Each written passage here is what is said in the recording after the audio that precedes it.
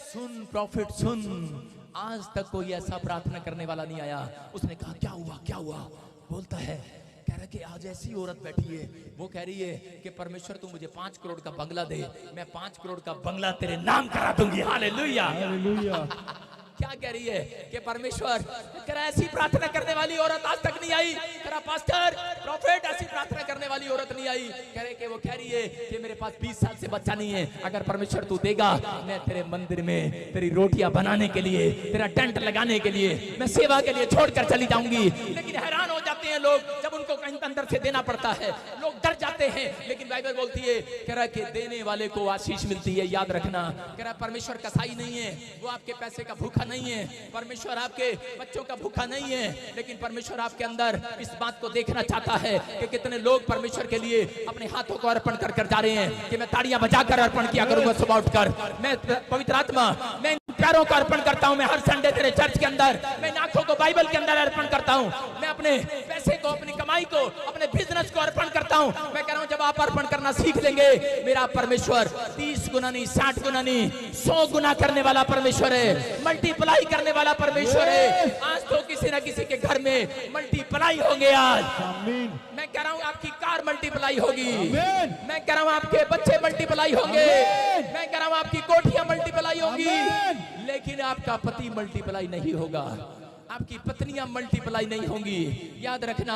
कह रहा कि अगर आज आपने अर्पण कर दिया है कि परमेश्वर कि मैं अब से बीड़ी सिगरेट नहीं पीऊंगा, यहाँ पर क्या क्या सिखाया हन्ना ने, बोलती है समझ गई हूँ, जब तक मैं पश्चाताप नहीं करूंगी, जब तक मैं ऐसी बात मुंह से नहीं निकालूंगी, तब तक मेरी हीलिंग नहीं होगी, तब तक बांझपन नहीं जाएगा। इसने कहा कि परमेश्वर कि मैं अपने बच्चे के ऊपर छुरा नहीं फिरने दूंगी।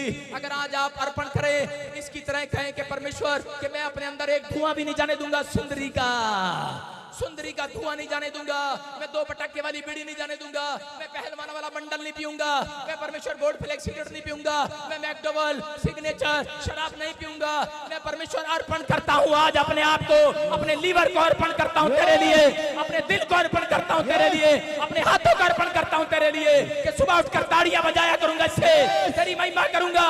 ये 10 तार वाली सारंगी से दाऊद बोलता तबला बजाया करूंगा, तबला। परमेश्वर ने कहा सुन, कह रहा है कि तूने अपने हाथ को अर्पण किया है, कह रहा कि सुन तेरी पीढ़ी में राजा पैदा हुआ करेंगे, राजा। मैं कह रहा हूं परमेश्वर आज किसी की और मुंह करने वाला है।